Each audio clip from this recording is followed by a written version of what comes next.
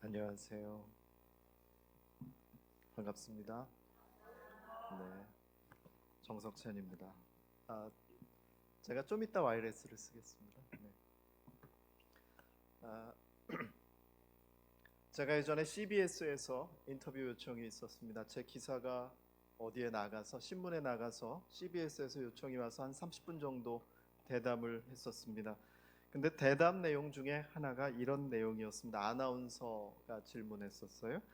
한국 교회에 많은 예배팀이 있고 또 많은 예배가 이런 경배와 찬양 스타일의 예배로 변화됐는데 왜 교회가 부흥이 되지 않습니까? 라는 아주 날카로운 질문이었습니다. 6시에 박재홍이라는 분이 요즘에 하시죠? 그분이십니다. 아주 날카롭습니다. 근데 그분이 그 이야기를 하신 거예요. 왜 교회는 음악도 많이 있고 찬양도 다양해졌는데 교회 안에 영적 부흥은 없습니까? 라는 질문이었습니다. 제가 거기에 대해서 두 가지로 답을 했습니다. 왜 영적 부흥이 없을 수밖에 없었는가? 첫 번째, 그것은 인도자의 문제다. 찬양팀들이 많이 나와서 예배 인도를 합니다. 그러니까 여기서 말하는 인도자는 아까 우리 메인 리더만 얘기한 것이 아니라 찬양팀 전체, 그리고 뒤에서 해주시는 영상, 음향, 그 다음에 안내위원까지 예배 인도라고 볼 수 있습니다. 우리 반주하시는 분들도 물론이거든요. 자, 그런 분들이 먼저 예수님을 만난 경험이 없어요. 하나님을 만난 경험이 없으니까 그냥 밴드 활동을 교회 안에서 하시는 거예요. 자신들이 어떤 정체성을 가져야 되는지 잘 모르고 본인들이 어떻게 해야 하나님 앞에 나가는지도 잘 몰라요. 여러분, 인도자 그러면 그 길을 가본 사람이어야겠죠? 여러분 반응이 좀 해주실래요? 네, 제가 그 전도 집회 온 것 같아요. 느낌이. 반응해 주세요. 3일 내내 이러면 저 곤란해요. 집에 가요. 네, 어디까지 했나? 인도자라 하면 그 길을 가본 사람입니다. 자, 이 세계 비전 교회까지 오려면 누군가는 저를 인도하셨었지 않겠습니까? 예. 네. 그런데 누군가 인도해 본 사람은 그 길을 가본 사람이어야겠죠? 예, 맞아요. 그렇다면 여기에 있는 예배 인도자들은요, 노래만 잘하고 기타 잘 치고 악기만 잘 다루고 영상 잘 다뤄서 되는 게 아니라 가장 중요한 게 있어요. 뭘 해야 돼요? 하나님을 만나보고 그 보좌 앞을 가서 하나님을 경험한 사람들이 하나님께로 이끌 수 있는 것이죠. 만약에 여기에 계신 목사님이 하나님을 만난 경험이 없는데 여러분들이 이끈다고 한다면 얼마나 위선이 되겠습니까? 그 사람이 제대로 하나님께로 이끌림을 받을 수 있겠습니까? 이끌릴 수 있겠습니까? 전혀 그렇지 않습니다. 요즘 우리 목사님하고도 아까 식사하면서 그런 얘기 많이 했는데, 목사님들이 많이 계시는데 직업으로 갖고 계신 분들이 많이 있습니다. 하나님을 만난 경험이 없거나 아주 옛날에 있거나 그래서 잊어버렸거나 타락했거나 직장인처럼 돼버린 분들이 많다. 하나님을 경험하지 않는 예배 인도자는 재앙입니다. 그래서 저는 우리 찬양팀이 굉장히 중요하다 생각합니다. 여러분들이 먼저 하나님을 만나고 경험하지 않으면 그냥 시끄러운 소음에 불과합니다.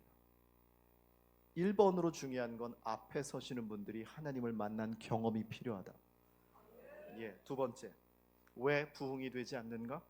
그것은 회중의 문제다라는 겁니다. 회중들이 대부분 예배에 대해서 잘 몰라요. 예배가 뭡니까? 라고 제가 전국과 또 다른 나라에 가서 질문을 합니다. 예배가 뭐죠? 라고 물어보면 대답을 얼버무리세요. 아마 뭐 이러면서 눈치 보고 계시고, 은혜를 받으려고는 나오는데 예배가 뭔지 잘 몰라요. 예배가 뭔지 잘 모르니까 그냥 은혜만 받으려고 나오는 것이 예배인 줄 착각하고 있어요. 예배가 뭔지를 잘 모르고 하나님을 경험한 적이 없는 예배팀과 하나님을 경험하지도 못했고 또 예배가 뭔지를 잘 모르시는 분들이 함께 예배한다고 생각해 보세요. 예배일까요? 하나님 귀에 그것이 시끄러운 소음으로 들리지 않겠습니까? 말라기서의 말씀처럼 헛되이 제사 드리는 것은 아닐까요? 우리의 예배를 점검해 보자는 것입니다. 저는 그런 면에서 볼 때 우리 조범준 목사님께서 이 교회에 오신 것이 참 다행이다라는 생각이 듭니다. 하나님을 경험하고 하나님을 경외하는 분이 이 자리에서 여러분들을 목회할 수 있다는 것, 그런 목회자를 만난 건 축복이라고 믿습니다. 목사 아멘 한 사람 제가 다 봤어요. 제가 여러분에게 질문 하나 하고 싶습니다. 제가 받은 질문입니다. 제가 고등학교 때 질문을 받았습니다. 10명 정도도 안 되는 그 작은 그 소그룹 모임에서 선생님이 저한테 질문을 했는데 그 질문이 저의 평생을 찌르고 이끌고 있습니다. 그것이 무엇인가? 52주 너희가 예배 드리는데 하나님이 몇 번이나 너희 예배를 받으시겠느냐? 라는 질문입니다. 여러분 어떻습니까? 선생님이 질문하셨습니다. 52주 다 받는다 손 들어봐! 그랬더니 아무도 들을 수가 없었어요. 왜요? 예배를 어떻게 하나님 받으시는지 몰랐어요. 어떻게 하나님 받으시는데요? 전심으로만 하면 될까요? 뜨겁게만 하면 될까요? 40번 손 들어봐! 들을 수가 없었어요. 30번 들을 수 없어요. 20번 하니까 저하고 제 친구가 쭈뼛하고 손 들었어요. 야, 그래도 반타작은 하지 않겠냐 뭐 이러면서 제가 손을 들었던 기억이 있는데 어떻게 하나님이 받으시는지, 어떻게 예배를 해야 되는지 잘 모르고 있더라는 것이죠. 전 여러분에게 질문하고 싶습니다. 52주 예배하시죠? 수요 예배도 하시죠? 금요 예배도 이제 하실 거죠? 안 하실 겁니까? 하실 거잖아요. 그런 새벽 예배도 하시잖아요. 그런 예배를 많이 나와서 예배를 하는데 어떻게 하면 하나님 받으실까? 우리는요, 대부분의 사람들이 교회에 출석하고 예배를 했다라고 착각을 하고 있어요. 많은 분들이 출석해놓고 예배했다고 착각하고 있더라고요. 제가 예전에 외국에서 강의를 하고 왔는데 비행 시간이 잘 안 맞았어요. 그래서 주일날 도착을 했는데 주일날 저녁 때 도착을 했어요. 그때만 해도 저녁 예배가 거의 없을 때였습니다. 지금도 없지만. 그래서 어떻게 인터넷으로 찾아서 인천의 근처에 교회가 저녁 7시 예배를 하는 곳에 찾아갔어요. 와, 그래도 주일은 성수했다 하면서 저녁에 예배를 드리러 갔습니다. 그런데 그때부터 문제가 됐습니다. 뭐냐면 찬양팀이요. 죄송합니다. 우리 찬양팀더러 얘기하는 거 아닙니다. 찬양팀이요. 연습을 안 했어요. 저는 그 사역만 굉장히 오래 한 사람이에요. 그런 내용으로 책도 썼어요. 물론 보신 분이 한 분도 안 계시겠지만 팔아주세요. 책도 썼어요. 그리고 대학교에서 그런 내용으로 학생들을 가르쳤어요. 그러니까 잘 알죠. 저는 첫 곡 송리스트 중에 첫 곡이 뭔가 딱 보면 그 찬양팀의 수준이 대범 보여요. 여러분 너무 잘하셨어요. 네. 그런데 찬양팀이 연습을 너무 안 한 거예요. 제가 뒤에서 팔짱을 탁 끼고 고개를 훅 숙이면서 저걸 왜 하는 거야? 뭐 이러면서 뒤에서 있는 거 예배하는데, 그리고 설교자가 단에 올라왔어요. 근데 이 설교자가 준비가 안 됐어요. 부목사님이 올라오셨는데 설교가, 죄송합니다. 제가 신학 석사를요 성서주해 전공을 했고요, 신학 박사 과정을요 설교학과 예배학을 공부했어요. 그리고 우리나라 두란노 서원에서 헤드헌터 역할을 했어요. 좋은 강사를 찝어내서 한국 교회에 소개시켜주는 그런 일을 했어요. 그러니까 얼마나 알겠어요. 잘 알겠어요. 딱 목사님 설교 3분 5분 딱 들으면요, 아 얼마짜리 강사다가 쫙 나와요. 그런 제가 뒤에서 딱 듣고 있는데 들리지를 않는 거예요. 그러면서 1시간 내내, 예배 시간 1시간 내내 화가 났어요. 나는 진짜 열심히 외국에서 일하고 날라와서 이렇게 사역했는데 설교가 저 따위고 찬양 인도가 저 따위야? 내가 지금 뭐 하는 거지? 씩씩거리고 있었어요. 그리고 이제 목사님이 축도하는데 축도하면서 휙 나가버렸어요. 빨리 여기서 벗어나고 싶어서. 그러고 나서 캐리어를 끌고 건널목에 딱 섰어요. 그때에 제가 이런 마음이었어요. 그래도 오늘 예배했네, 주일 성수했네, 예배했다 하고 만족감을 갖고 있었는데, 초록불로 뿅 하고 바뀌는 순간 하나님이 저에게 번개 같은 음성을 땅 하고 때리셨어요. 아니, 너 예배하지 않았어. 아니, 너 예배하지 않았어. 제가 뭐 했을까요? 1시간 내내 뭐 한 걸까요? 예, 판단질만 하고 왔어요. 예배 시간에 출석은 했을 수도 있으나 하나님을 만난 경험도 없고 하나님 앞에 온전하게 예배 드린 것이 아니라 불평 불만 가득한 모습으로 앉았다가 출석만 하고 떠나온 것이죠. 이처럼 우리는 예배 시간에 출석을 하고 예배했다라고 착각을 하고 있다라는 것이죠. 자, 예화 하나 더 드릴까요? 어느 자매님하고 저하고 데이트를, 여기 그런 분이 안 계시네요. 데이트를 한다고 해봅시다. 어느 자매님이 저한테 이제 데이트 신청을 해요. 오빠, 우리 저쪽 동구에 맛있는 레스토랑이 생겼어. 우리 저쪽에 가서 우리 데이트해. 일요일 날 오전 11시부터 12시 반까지 데이트 시간이야. 꼭 지켜. 그래서 제가 레스토랑 주소를 받고 차를 몰고 가서 레스토랑에 딱 도착했어요. 레스토랑 도착했더니 세계비전교회처럼 주차장이 광활해요. 와우. 그리고 딱 들어갔는데 레스토랑이 너무 예쁘고 인테리어도 좋고 안내하시는 그분들이 너무 밝게 인사하면서 어서 오세요. 들어갔는데 향도 쫙 좋아요. 인테리어 너무 좋고요. 테이블 세팅도 너무 잘 돼 있고요. 음악이 흘러나오는데 제 취향이었어. 와우. 그런데 12시가 딱 됐는데 문자가 하나가 띵 하고 날라왔어요. 오빠 나 코로나래. 뭐 이랬어요. 결국 자매가 안 왔어요. 근데 제가 여기까지 왔는데 어떻게 그냥 가요? 셰프 음식을 시켜야죠. 셰프 음식을 딱 해서 쓸어서 먹었는데 너무 맛있어요. 와! 그리고 디저트도 맛있었어요. 음악도 너무 좋았어요. 야, 신난다. 잘 왔다. 그리고 나가면서 제가 이렇게 얘기했어요. 와! 오늘 데이트 너무 좋았어. 와우! 자, 제가 데이트한 걸까요? 뭐가 빠졌어요? 네? 만남이 빠졌죠. 제가 이것을 데이트 예화로 했지만, 레스토랑 예화로 했지만 교회 얘기예요. 여러분들은 하나님을 만나고 계세요? 예배 시간을 통하여 하나님을 만나고 계세요? 여러분 기도원에 가서 금식하고 나서야 하나님 만났다가 아니라 정말 예배 시간에 일상적인 예배를 통하여 여러분이 하나님을 경험하고 계시고 하나님을 통한 열매가 있느냐는 것입니다. 여러분, 많은 교회들이 예배를 한다고 하지만 진짜 예배일까? 아니면 시끄러운 소음일까? 생각하지 않을 수 없습니다. 많은 교회들이 예배로 돌아갑니다. 근데 예배가 뭘까요? 예배가 뭘까요? 답을 좀 해보세요.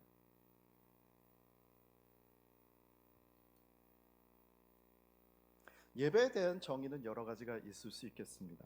예배는 하나님과 교제하는 것이다. 또 아까 얘기한 것처럼 하나님을 만나는 것이 예배다. 다 맞습니다. 또 하나 참고로 말씀드리면 시편 68편 3절에 이렇게 얘기하고 있습니다. 예배는 너희 의인들아 여호와 앞에 기뻐하며 뛰어놀지어다 라고 말씀하고 있습니다. 예배는 하나님과 잔치하는 겁니다. 예배는 역동적인 거예요. 그냥 가만히 앉아서 막 이러고 있는 게 아니라 사실은 예배는 적극적이면서 하나님께 반응하는 거예요. 적극적인 반응을 하는 것이죠. 예배는 하나님과 잔치하는 것입니다. 우리는 경건 그러면 조용히 있는 상태를 경건이라고 착각해요. 근데 경건은 그런 경건이 아니에요. 성경에서 말하는 경건은 고아와 과부를 돕는 것이 참된 경건이다, 흠없는 경건이다 얘기하고 있죠. 경건은 가만히 있는 게 경건이 아니에요. 여호와 앞에 적극적으로 반응하는 것, 그것이 경건인 줄 믿습니다. 여러분, 제가 조금 아까 얘기 드린 것은 예배의 정의는 하나님과의 만남의 차원에서 얘기를 드린 것이죠. 예배의 정의를 얘기를 한 것이죠. 근데 여러분, 한 가지 물어보고 싶어요. 애인하고 사랑하는 사람하고 10년에 한 번씩 만나. 그러면서 이렇게 얘기해. 난 널 사랑해. 사랑한다니까. 사랑하잖아. 여러분 어떠세요? 사랑하는 거예요? 10년에 한 번 만나면서? 저는요, 제 와이프가 미국 보스턴에 있었어요. 너무 보고 싶어서 비행기 타고 보스턴으로 날아갔어요. 멋있지 않아요? 이거 유튜브 안 나가죠? 나가요? 말을 잘해야 돼요. 사랑해 여보.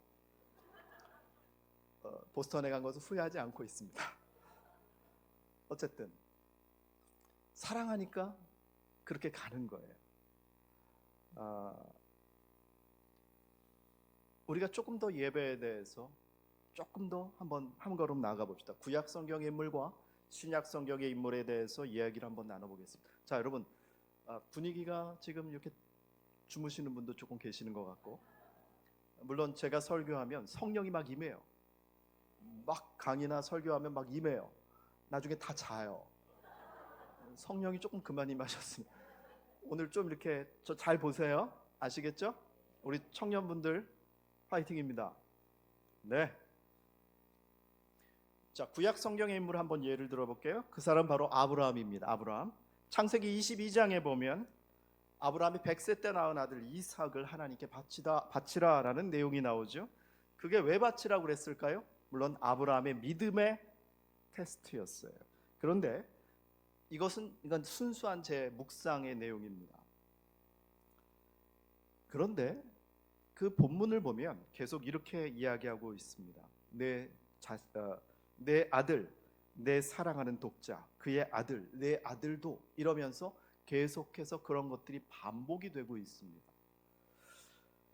혹시 하나님께서 몇천 년 뒤에 자신의 하나밖에 없는 아들 독생자 예수를 죽이시는데 그 아버지의 마음, 그 아비의 마음을, 하나밖에 없는 독생자를 죽이는 그 아버지의 마음을 인간의 친구였던 아브라함과 나누고 싶으셨던 것은 아니었을까?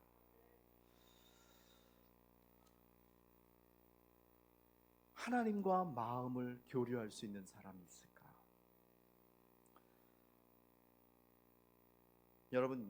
여러분 이 세계 비전 교회를 하나님께서 부르셨고 만드셨을 때 하나님께서 혹시 이런 마음은 아닐까요? 야, 울산에 저렇게 많은 영혼들이 있는데, 외국인 노동자들도 있는데, 저들을 내가 한국까지 끌어온 목적이 있어. 저 사람들 구원받아야 돼. 돈만 벌어서 자기네 나라로 그냥 돌아가면 쟤네들 지옥 가. 근데 세계비전교회야. 니네 이름 세계비전교회지? 저 사람들 내가 한국까지 데려왔어. 내 마음 너희에게 보여줄게. 나 마음이 너무 아프거든. 저들을 위해서 기도하고 전도하지 않으련, 저들을 섬겨주지 않으련, 혹시 하나님이 이런 마음은 아닐까요? 아버지의 마음을 나누고 싶으셨던 건 아닐까 생각해 봅니다. 근데요, 여기서 우리가 배울 수 있는 예배가 있습니다. 무엇을 배울 수 있는가? 영어 성경에 NIV 혹은 Good News Bible이라는 버전이 있는데, 이때 창세기 1장부터 쭉 오면서 worship, 예배라는 그것이 처음 쓰여진 것이 바로 창세기 22장 아브라함이 이삭을 바치는 그때라는 것입니다. 제가 얘기하고 싶은 것은 예배란 무엇인가? 그냥 노래하고 목사 연설 듣고 축복받으라 이러면서 끝나는 것이 예배가 아니라, 진짜 예배는 무엇인가? 여러분의 이삭을 바치는 거예요. 아멘이라고 그러셨는데, 아브라함에게 이삭은 어떤 존재예요? 자신의 목숨과도 바꿀 수 없는 존재예요. 자신의 모든 것이에요. 어떤 재산과 어떤 부동산도 바꿀 수 없는 것을 하나님께서 요구하세요. 그것을 달라고 하세요. 근데 아브라함은 기꺼이 하나님을 믿으면서 드려요. 그게 예배라는 것이죠.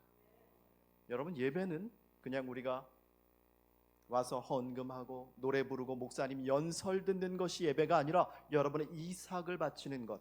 어떤 사람은 그 이삭이, 우리 청년들은 결혼일 수도 있고 비전일 수도 있어요. 어떤 분들은 부동산일 수 있어요. 어떤 분들은 진짜 자신의 자녀일 수 있어요.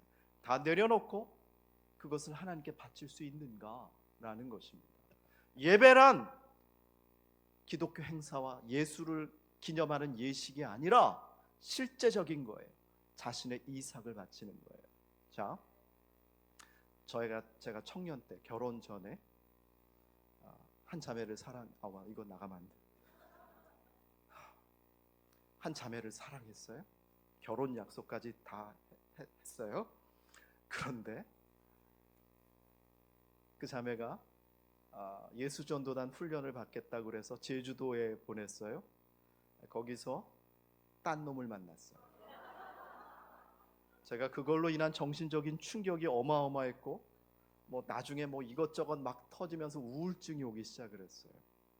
그런데요, 하나님이 놀라운 게 그 전부터 저에게 말씀을 하셨어요. 석찬아, 너의 이삭을 바쳐. 너의 이삭을 나한테 내놔. 너 예배 사역한다며. 노래 잘하는 게 예배 사역이 아니라 이삭을 바칠 수 있니? 네가 가장 소중하게 여기는 거 나한테 줄 수 있니? 근데 제가 가장 소중하게 여기는 게 결혼이었어요. 제가 굉장히 결혼을 늦게 했어요. 거의 40이 다 돼서 결혼했어요. 그랬는데 그 여인이 다른 남자랑 이렇게 하는 걸 제가 모르고 있었다가 하나님이 저에게 그 시기가 그거예요. 그 여인이 다른 쪽으로 가는 것에 대해서 하나님께서 야 현정이 어머나 걔 저기 딴 놈 만났다 이렇게 얘기하지 않으시고 하나님이 석찬아 내려놔라 라고 말씀하셨다. 얼마나 인격적이에요.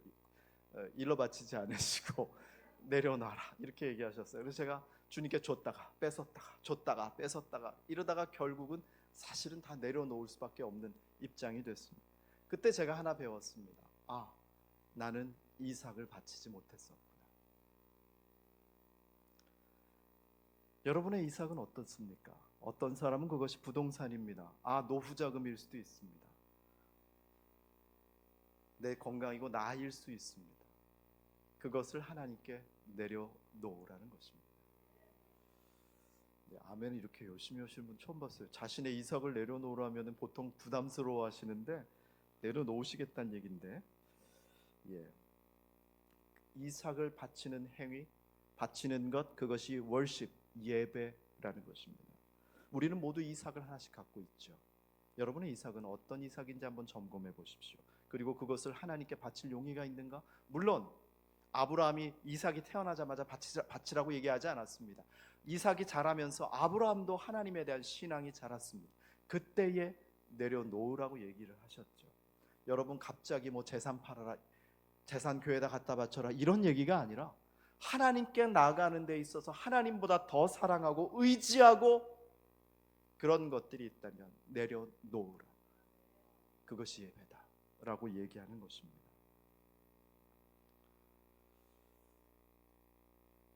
여러분 그 자매는 어떻게 됐을까요? 저 결혼하려던 자매는 그 형제랑 자살했다고요? 잘 살고 있다고. 네네. 요즘 제가 나이가 들어서 네, 그 형제랑 결혼하셨습니다. 너무나도 감사하게도 지금 미국에 있는데 너무 감사하게도 상당한 고난 가운데 있대요. 너무 감사하지 않습니까? 두 번째, 예배 신약 인물로서 한번 보겠습니다. 우리가 너무 잘 아는 여인입니다. 근데 마태, 마가, 요한에는 이 여인을 마리아라고 얘기하지만 이 누가복음에는 이 여인의 이름이 나오지 않고 약간 상황이 다릅니다. 그런데 그냥 쉽게 이야기하기 위해서 마리아라고 얘기를 한번 해보겠습니다. 누가복음 7장에 나와 있는데 제가 그냥 읽어드리겠습니다. 한 바리새인이 예수께 자기와 함께 잡수시기를 청하니 이에 바리새인의 집에 들어가 앉으셨을 때에 그 동네에 죄를 지은 한 여자가 있어 예수께서 바리새인의 집에 앉아 계심을 알고 향유 담은 옥합을 가지고 와서 예수의 뒤로 그 발 옆에 서서 울며 눈물로 그 발을 적시고 자기 머리털로 닦고 그 발에 입 맞추고 향유를 부으니 이렇게 얘기하고 있습니다. 자, 여러분 이 여인이 갖고 온 향유는요 값어치가 얼마냐? 노동자가 1년 동안 쓰지 않고 모아두는 1년치 연봉이라는 것입니다. 근데 이 여인이 예수님의 뒤에 가서 그것을 깼습니다. 어떻게 깼을까요? 예수님 머리 뒤에 가서 머리 팍 깨가지고 예수님 막 기절하고 보혈이 막 낭자하고 이랬을까요? 그게 아니고 깼다라고 하니까 우리는 그 보울 같은 데다가 이렇게 있고요. 앰플 아시죠? 앰플. 이렇게 주둥이가 나와 있다 앰플처럼 그거를 탁 해서 이렇게 졸졸졸 해서 머리나 혹은 발에 그걸 깼다라고 표현을 하는 겁니다. 자, 이 여인이 노동자가 1년치 벌어야 되는 1년치 연봉을 예수님께 부어드렸습니다. 그리고 눈물로 그 발을 서서 적셨다라고 얘기하고요. 그리고 그것을 보면은 눈물로 적셨다. 이 여인이 왜 울까요? 아마 감사해서 울었을 거고 또 자신의 죄를 회개하면서 울었을 것이죠. 그리고 이 여인이 나중에는 머리털로 닦습니다. 어떻게 할까요? 서서 머리털이 길어서 그런 게 아니라 엎드리겠죠. 엎드렸다라는 것입니다. 근데 고린도서에 보면은 여인의 머리카락은 여인의 영광이라고 표현이 되어 있습니다. 그 영광을 예수님의 더러운 발을 닦는 데 사용했던 거예요. 자신의 영광을 완전히 내려놓았죠. 그리고 그 발에 입 맞췄다라고 했는데 그것은 무엇인가? 예배 행위예요. 프로스퀴네오라는 헬라어가 있는데 그것이 예배라는 단어예요. 프로스퀴네오는 어떤 것이냐면 노예가 주인에게 발등상 혹은 손등에 키스하다라는 뜻이, 엎드려서 키스하다. 바로 이 여인이 예수님께 프로스퀴네오, 예배한 것입니다. 즉 이 여인은 어떻게 한 것이냐? 완전히 예수님을 주인으로 섬겼다라는 것입니다. 자, 이 여인이 한 거 보세요. 완전히 1년치 연봉을 하나님께 드렸죠. 그 다음에 눈물로 회개하고 감사했죠. 그리고 자신의 영광을 내려놓았죠. 그리고 예수님 앞에 엎드려졌죠. 그리고 주인을 바꿨어요. 여러분, 예배는 이렇게 하는 것이죠. 근데 우리는 예배를 그냥 노래하고 헌금 몇 푼 하고 끝내죠.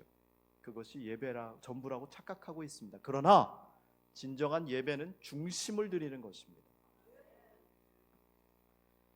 진짜 중요한 예배 원리가 하나 나오는데 이 여인이 엎드렸다라는 거예요. 엎드렸다는 건 무엇이라고요? 예수님을 주인으로 인정하는 거예요. 나는 주님의 노예고 나는 주님의 종이고 주님이 나의 주인이십니다. 예수가 나의 주인이십니다 라고 인정하는 거예요. 예배란 무엇인가? 잘 들으세요. 예배는 주인을 바꾸는 거예요. 그런데 많은 교회들이 예배 시간에 왔는데도 주인을 바꾸지 않아요. 주인을 바꾸지 않고 내가 주인 된 채로 그대로 또 예배 끝나면 나가서 생활해요. 그러니까 교회가 세상을 바꿀 수가 없어요. 여러분이 세계 비전을 갖고 계시다면 여러분이 낮아지셔야 되고 주인을 바꾸는 예배를 하셔야 돼요. 예배란 무엇인가? 주인을 바꾸는 것이다. 옆에 계신 분에게 잠도 좀 깨시라고, 예배는 주인을 바꾸는 거래요 하고 인사하시겠습니다.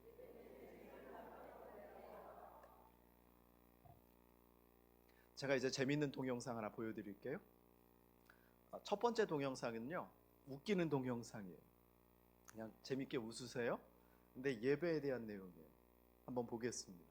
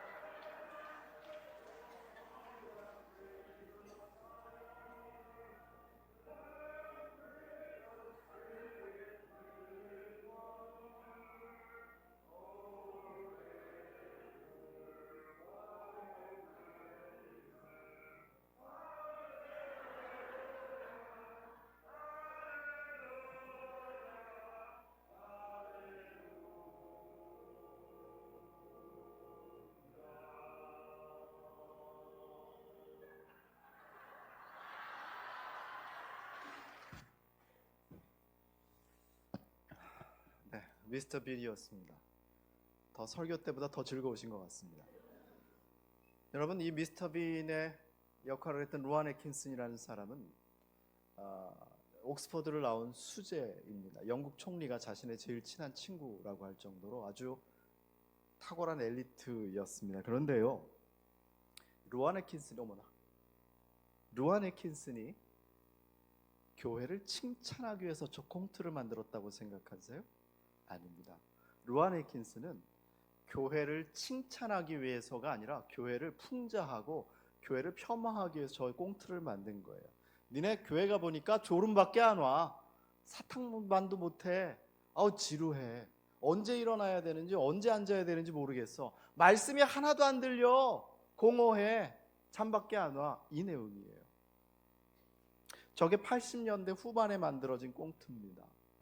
자, 영국 교회가 저랬습니다. 2000년대 초반에 영국 교회가 어떻게 변했는지 한번 좀 다시 보여주시겠습니다. 두 번째 영상을 한번 준비했습니다. 한번 보여주십시오.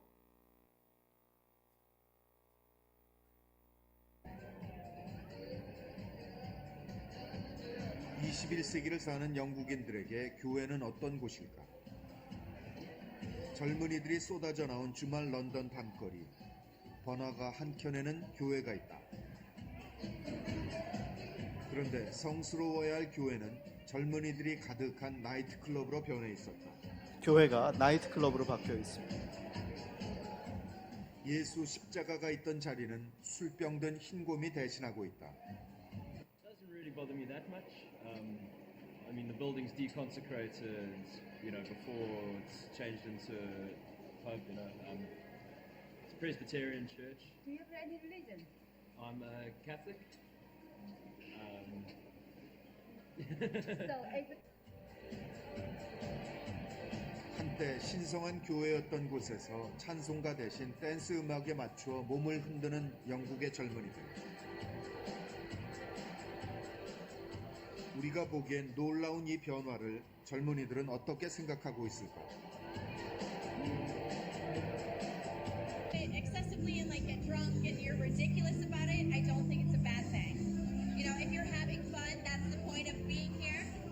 And I don't think God has a problem with you having fun. yeah. Although even though it used to be church. Yeah, I know it used to be a church. Yeah. I'm a Christian. Are you? Yeah, but it's not a church anymore, so it's okay. But If it was a church, then yes, I'd have a problem with it. But it's a bar now. A bar has bought this building. 이렇게 다른 용도로 쓰려고 수리하고 있는 교회는 영국 전역에 걸쳐 있다.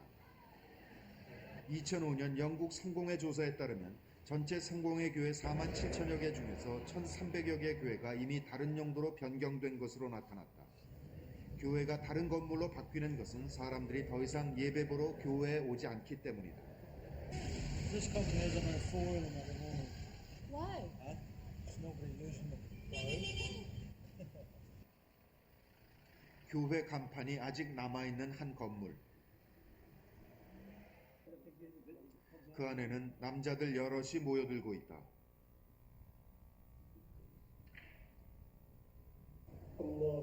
그런데 그들이 올리는 기도는 이슬람교의 하나님 알라를 향한 것이다. 네, 여기까지 보겠습니다. 교회가 이슬람 사원으로 바뀐 것이다. 보시니까 마음이 어떻습니까? 80년대 미스터 빈에 했던 그 교회, 그리고 2005년에 보여졌던 영국 교회의 현실입니다. 자, 더 이상 사람들이 예배하러 오지 않는다. 그래서 제가 저 동영상을 저의 멘토 목사님하고 보면서 진단을 내렸습니다. 그 목사님은 복음을 전하시는 분이기 때문에 이렇게 얘기했습니다. 피 묻은 예수의 복음이 전해지지 않았기 때문이다. 두 번째, 저는 이렇게 진단했습니다. 예배는 진짜 하나님을 만나는 예배가 되어야 되는데 형식과 습관만 남은 그런 예배로 죽은 예배가 됐기 때문에 저렇게 됐다. 두 가지 다 맞는 말이죠. 그런데 지금도 영국에서는 정말 부흥하는 교회들이 있다고 합니다. 어떤 교회가 부흥하는가? 예배를 뜨겁게, 그리고 예배를 성령을 사모하고 성령 운동을 하고 말씀의 기초에 성령 운동을 하고 그 다음에 예배를 뜨겁게 하나님을 만나는 데 초점을 두는 그런 예배를 가진 교회는 살아 움직이고 있다는 겁니다. 여러분, 저 성전이란 표현이 좀 그렇습니다. 예배당을 만들기 위해서 얼마나 많은 성도들이 헌신하고 기도하고 헌물했겠습니까? 그런데 저게 외국 문제만이 아니었습니다. 한국도 지금 저러고 있습니다. 제가 아는 교회는 신도림이 근처인데 그 근처에 누가 봐도 교회 건물인데 GS 마켓으로 바뀌었고요. 어느 교회는 멋있게 교회 건물을 지어서 유명한 목사님과 초청해서 부흥했는데 부흥회를 했는데도 불구하고 그 교회 부흥 강사가 조용기 목사님이셨어요.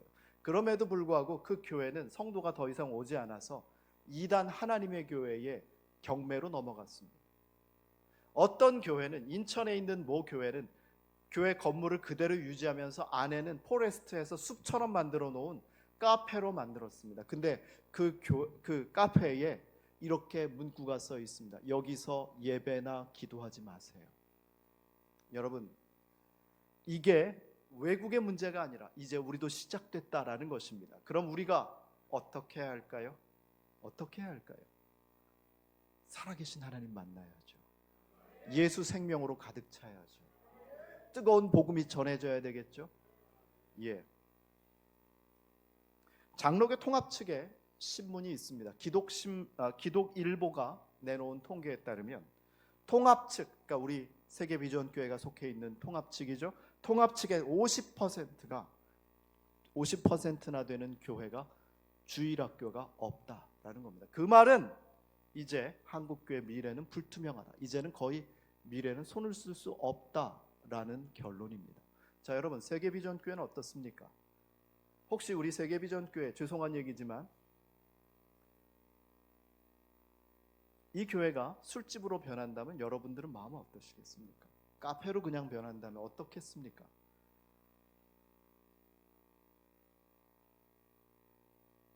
그러기 위해서 우리는 미래 세대에 과감하게 투자해야 합니다. 미래 세대에 투자 없이는 앞으로 미래가 없습니다. 이건 제가 예언하고 단언하는 것입니다. 1980년대, 90년대 주일학교가 부흥할 수 있었던 원인은 무엇인가? 못 먹고 못 살던 60년대, 70년대 그때에도 주일학교에는 투자를 했어요. 그 투자를 했기 때문에 80년대 거둬들일 수 있었던 부흥의 씨앗, 열매들이 있었던 것입니다. 그런데 한국교회가 교회 건물을 짓는 것, 축복받아서 건물 짓자, 이것만 목표가 돼가지고 건물만 많이 지어놨어요. 미래 세대에 별로 투자를 안 했어요. 건물 유지하는 비용, 빚 갚는 비용만 열심히 하다 보니까 미래 세대에 투자를 안 해요. 그럼 어떻게 될까요? 예, 결론은 뻔합니다. 얼마 못 갑니다. 우리 세대가 끝나면 그 교회는 영국 교회처럼 팔리게 되는 것이죠. 그렇게 되고 싶으십니까? 그렇게 하면 안 되겠죠. 어떻게 해야 할까요? 지금부터 기도하십시오. 그리고 여러분들이 과감하게 투자하셔야 됩니다. 미래 세대에 투자하지 않으면 미래 없습니다. 세계 비전이요? 아니요. 이 지역도 못하는데. 여러분 이제 결단하시고 기도하시고 투자하시길 축복합니다. 그리고 여러분 무엇보다 하나님을 만나는 경험하시기 바랍니다. 이제 유럽 교회 말고 우리 대한민국 교회 예배 현실 한번 볼까요? 주일날 말하는 소위 대예배, 정말 우리는 하나님을 만나고 있는가? 우리는 하나님 앞에 살아계신 하나님이라고 외치지만, 부르지만 실상 죽은 신에게 예배하듯 말라기서와 이사야서에서 예배하는 그 사람들의 모습과 별반 그렇게 크게 다르지 않다라는 것입니다. 찬송을 드릴 때에도 주보의 순서에 나와 있으니까 그냥 부르는 거지 내 신앙의 고백이 되고 하나님께 정말 받침이 되는 그러한 찬양이 아니더라는 것입니다. 언젠가 제가 맨 앞에서 찬양을 하다가 너무 뜨거웠습니다. 내 구주 예수를 더욱 사랑, 그 찬양에 너무 감격해서 성도들도 나와 같이 뜨거운 눈물과 은혜를 받았겠지 하고 살짝 뒤를 돌아보는데 성도들은 표정이 맹숭맹숭한 거예요.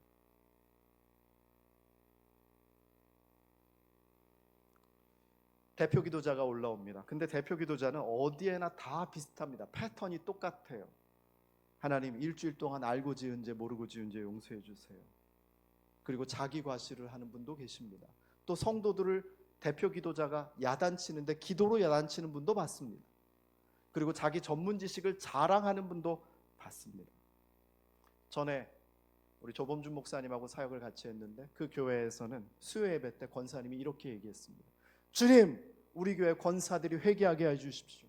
주님, 우리 장로님들이 회개하게 해주십시오. 그랬더니 예배 끝나고, 수요 예배 끝나고 장로님들이 그 권사님을 삥 둘러쌌어요. 우리가 뭘 회개해야 되죠? 왜 성도들 앞에서 그렇게 얘기하죠?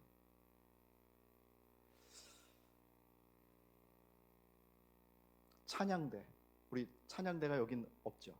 예, 찬양대 보면 교회 합창단으로 생각을 해요.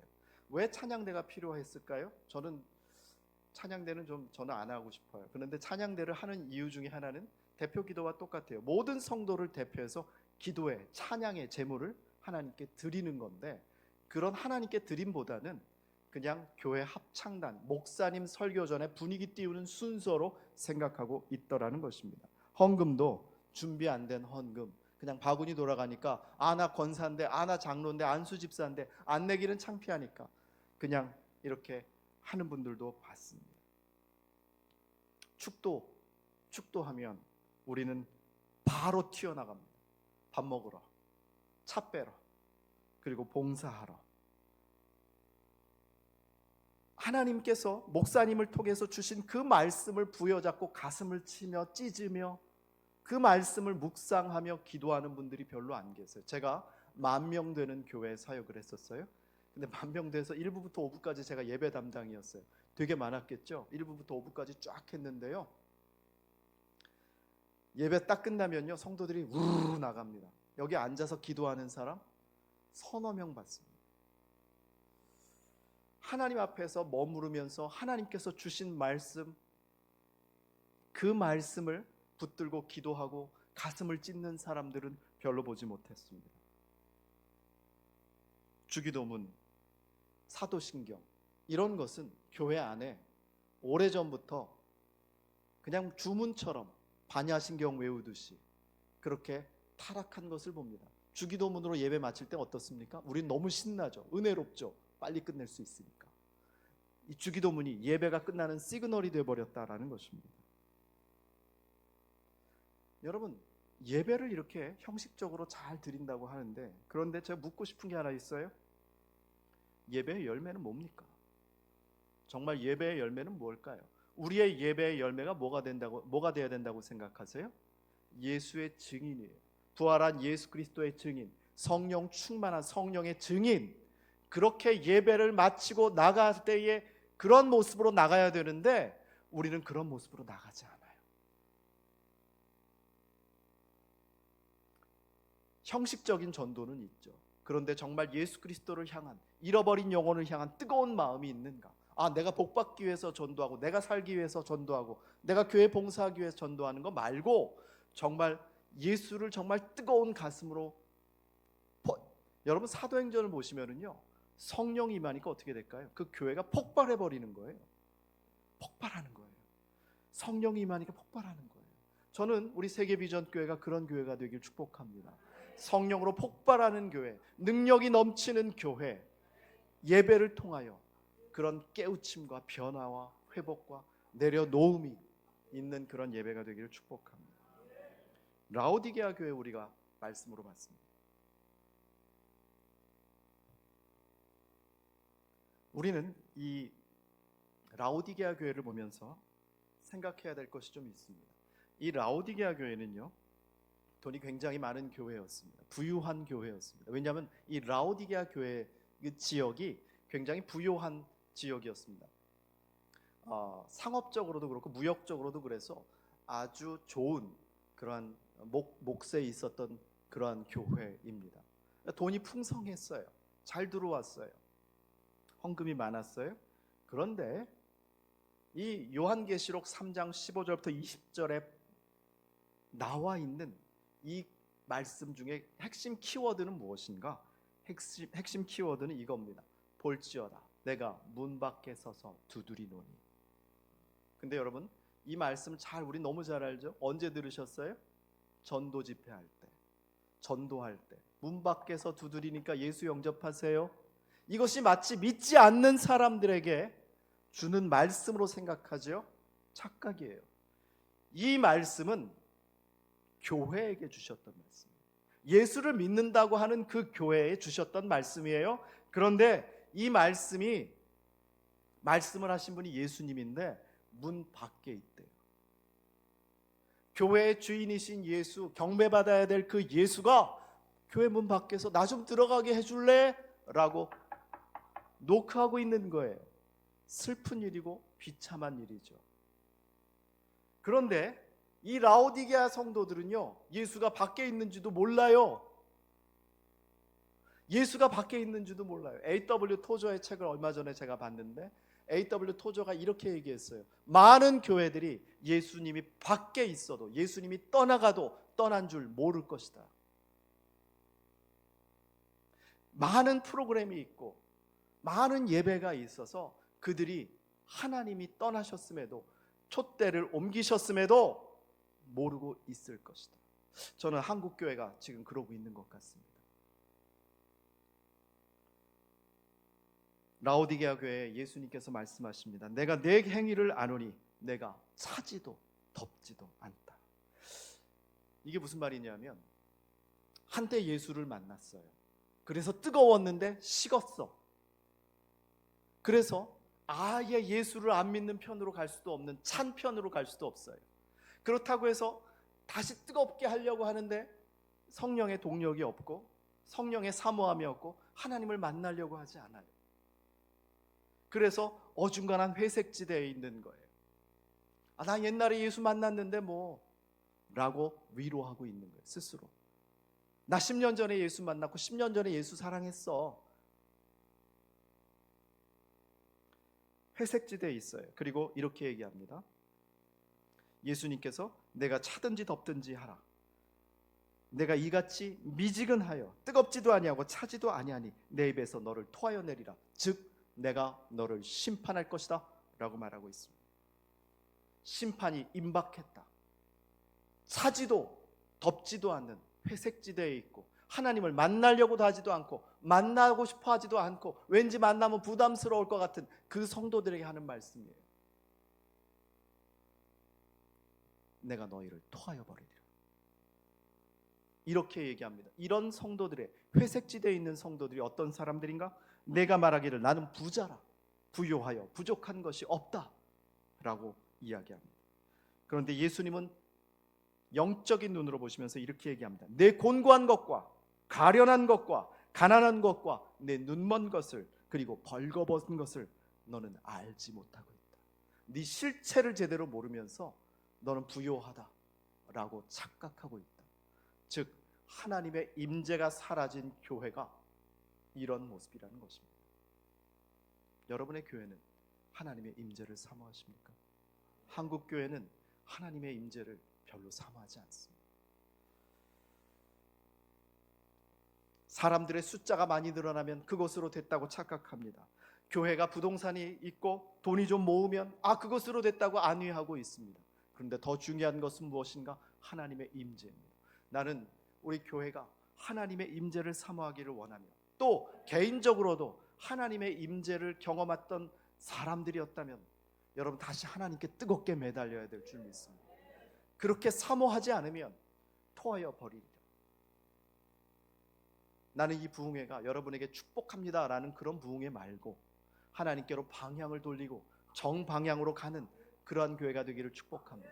그런 부흥회가 되기를 축복합니다. 제가 예전에 저 청소년기 때, 물론 오래된 얘기긴 하지만 저한테는 굉장히 소중한 추억과 경험이었습니다. 저희 교회는 10명 학생들이 10명이 있었습니다. 근데 그 10명도 제대로 나오지 않았습니다. 주로 저희들은 관심 있는 게 2부 순서였습니다. 2부 순서에는 주로 어떤 걸 했느냐? 가요 부르기 대회. 그때는 막 CCM이 어두운 밤에 캄캄한 밤에 이거밖에 없었어요. 지금도 그걸 하더라고요. 군대에서 너무 신나게. 주로 저희는 가요 불렀습니다. 저는 그때 이문세 노래를 좋아했어요. 그대 떠난 여기 뭐 이러면서 너무 행복했어요. 난 이문세야 뭐 이러면서 이문세가 막 임해. 그런데요. 그리고 저희들은 그냥 이 여자 남자 함께 있는 게 좋은 거예요. 그래서 뭐 이웃을 사랑하십니까? 뭐 요즘에 그런 거 전혀 모르죠. 뭐 품바 뭐 이러면서 여자 볼 한번 터치해보고 막 이런 거 너무 좋아했어. 손잡고 전기 게임하고 막 정지 뭐 그다음에 진실 게임에서 누구 뭐 좋아하고 뭐 추억의 게임인데 여러분 모르시나 봐요. 아 여러분 교회에서 기도만 하셨구나. 저는 막 그런 게임에 미쳐가지고 교회 나가는 게 은혜가 아니라 그런 게임 때문에 나갔고 자매 사역을 하기 위해서 나갔어요. 그런데요. 저희 교회에 한 자매가 찾아왔습니다. 어떤 자매가 찾아왔는가? 이 자매는 불치병을 갖고 있었어요. 절에 가서 절하고 무당 불러다가 푸닥거리하고 굿하고 몇천만 원짜리 굿을 했는데 안 나. 그럼 어떻게 해야 될까 하고 막 하다가 마지막에 온 게 교회였는데 교회에서 예배 한번 드리는데 이 여자 안에 있던 귀신이 떠나간 거예요. 이 자매는 체험적 신앙을 갖게 됐어요. 그리고 이 자매는 그때 몸이 너무 아파서 학교 휴학을 했어요. 휴학을 하니까 어떻습니까? 네, 주일 예배, 학생들 안 나오는 주일 저녁 예배, 수요 예배 다 나왔어요.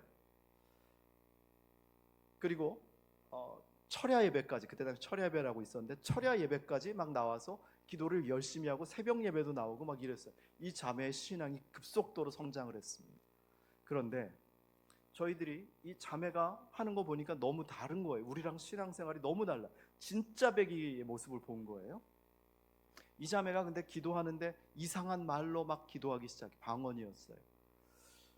저희가 방학 때에 우리도 이 자매처럼 한번 해보자 해서 수요 예배도 한번 나가보고 주일 저녁 예배도 나가보고 철야 예배도 나갔어 방학 때.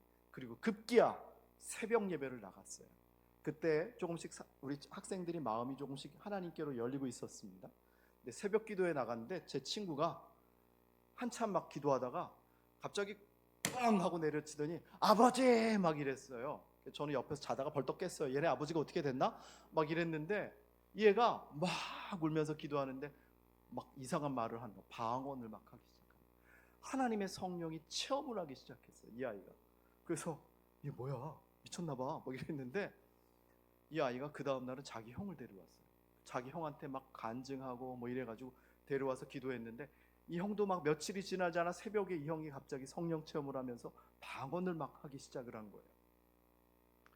놀랍게도 그 체험한 두 형제를 통해서 그리고 그 자매님을 통해서 학생들 안에 어떤 하나님을 경험하는 그게 유행처럼 됐어요.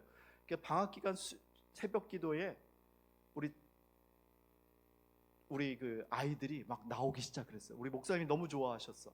애들이 막 새벽 예배 나오니까 아이들이 나오면서 변화가 일어나기 시작을 해요.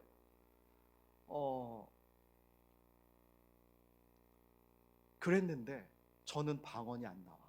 다른 애들은 방언이 다 나오는데 저는 방언이 안 나와요. 다른 애들은 다 받았는데 저만 못 받아서 제가 굉장히 마음이 상심할 때에 그때 겨울이었거든요. 겨울철에 아이들의 분위기가 이상하니까 담임 목사님이 없던 동계 수련회를 만드셨어요. 동계 수련회 여러분 만드시면 어떻게 해야 돼? 기획을 할 단계는 몇 개월 전부터 해야 되고 밥도 뭘 먹여야 되고 숙소를 어디를 잡아야 되고 이래야 되잖아요. 근데 2주일 만에 동계 수련회 만들어 버렸어요. 목사님의 해법은 간단했어요. 동계 수련회를 금식 기도원에 보내는 거였어요. 먹는 거 안 먹어도 돼. 잠자는 거 그냥 거기 성전에 예배실에서 자도 돼. 예배 필요 없어. 막 거기서 집회를 해주니까 필요 없어. 거기 가라는 거예요. 거기 가서 애들이 막 성령 체험을 다시 하고 막 변화가 되기 시작을 했어요. 저희가 그 3박 4일 동안의 기도원 집회를 마치고 교회에 왔는데 예배가 바뀌었어요. 어떻게 예배를? 그때는 그냥 대충 예배했는데 진짜 살아계신 하나님을 만나고자 하는 그 뜨거운 기도원에서 하는 그 예배. 기도원에 가니까요, 막 벌떡벌떡 일어나서 찬양하고요, 손을 들고 찬양하고 어떤 분은 막 춤추며 찬양하는 거예요. 오살리 기도원이었는데요. 그 오살리 기도원이 지금은 안 그런데 그 앞에가 이 목사님 강단 앞에가 장판으로 깔려 있었어요. 근데 놀라운 광경을 발견했어요. 뭐냐면 할아버지 할머니 한 분이 계속 누워 계셔요. 저 할아버지 되게 피곤한가 봐, 되게 배고픈가 봐 막 이랬는데 그게 아니었어요. 뭐냐면 그 할아버지 중풍병 환자였어요. 근데 누가 예수 이름으로 명하는 일어나라 그런 것도 아니었어요. 예배하는데 하나님의 성령이 그를 이끌어서 일으키셨어요. 와, 우린 너무 놀랬죠. 속으로 저거 짠 거 아니야? 뭐 이랬지만 그 할머니는 옆에서 덩실덩실 춤을 추는 거예요. 찬송가 부르는. 할아버지도 이제 일어나시기 시작해. 그런 기적을 경험을 하고, 와, 하나님이 진짜 계시는구나라는 그 경험을 하고 예배에 내려와서 우리의 예배가 바뀌어지기 시작한 거예요. 그냥 우리는 그냥 그때 당시 뭐 이런 경배와 찬양 예배가 아니라 그냥 우린 기도원에서 보고 배운 거, 불길 같은 성령 불라 주야 뭐 이러면서 그렇게 예배를 한 거예요. 근데 뜨거운 감동으로 예배 끝나고 2부 순서 다 없앴어요. 뭘 했을까요? 불 다 꺼서 불 다 꺼놓고 막 주야 애들이 30분씩 막 기도해요. 그런데 우리 10명이었다고 그랬잖아요. 예배가 살아계신 하나님께로 초점이 맞춰지고 예배가 회복되니까 어떻게 될까요? 교회가 부흥이 되게. 이게 숫자를 늘어난 게 아니라 부흥은 살아 움직여졌다라는 거예요. 그 한 사람 한 사람들이 살아 움직이기 시작하니까 교회에 멈췄던 것이 회복이 되는데 그것이 무엇인가? 전도였어요. 제가 그 교회 중고등부 3년 넘게 있었고 주일학교 때부터 5년 있었어요. 그런데도 전도를 안 해봤어요. 그런데 자기가 살아나니까 내 옆에 있는 친구, 내 동생, 얘네들 지옥 가면 어떻게 하지? 라는 생각 속에서 복음을 전하기 시작하고 교회로 인도하기 시작한 거예요. 여러분, 우리가 그때 프로그램도 없었습니다. 뭐 전도 폭발 이런 것도 없었습니다. 어떤 특별한 것도 없었습니다. 오로지 예배 하나 바꿨습니다. 그리고 예배를 통해 살아있는 하나님을 경험을 했어요. 저희 교회 안에 전도돼서 온 중에 날라리들이 있었어요. 날라리 4마리가 찾아왔어요. 걔네들은 뭐 담배 피고 애들 삥 뜯고 막 이런, 삥 뜯는 게 뭔지 아세요? 전문 용어인데 돈 뺏고 막 이런 애들이에요. 근데 얘네들이 저희들이 예배 때 뭐 다 얘기는 못하지만 나중에 기도하는데 애들이 깨지더라고요. 회개하더라고요. 변화되더라고요. 그리고 이 아이들이 교회 와서 하나님을 제대로 섬기기 시작을 했어요. 저희 교회가 1년 딱 지나니까 그렇게 예배하면서 살아계신 하나님을 경험하고 1년 딱 예배하니까 출석 인원이 70명이었어요. 그렇게 우리 교회는요 건물도 제대로 없어서 집을 개조해서 만든 교회거든요. 제가 그때 깨달았어요. 살아계신 하나님 만나면 다 끝난다. 저는 프로그램의 전문가인데 프로그램은 뭐 다 그거 말고 정말 살아계신 하나님을 만나는 사람, 제대로 된 사람, 한 사람, 두 사람만 그 교회에서 기도하고 진짜 예배한다면 그 공동체가 살아날 수 있겠구나. 나는 여러분들이 그런 경험을 할 수 있는 예배가 되기를 축복합니다.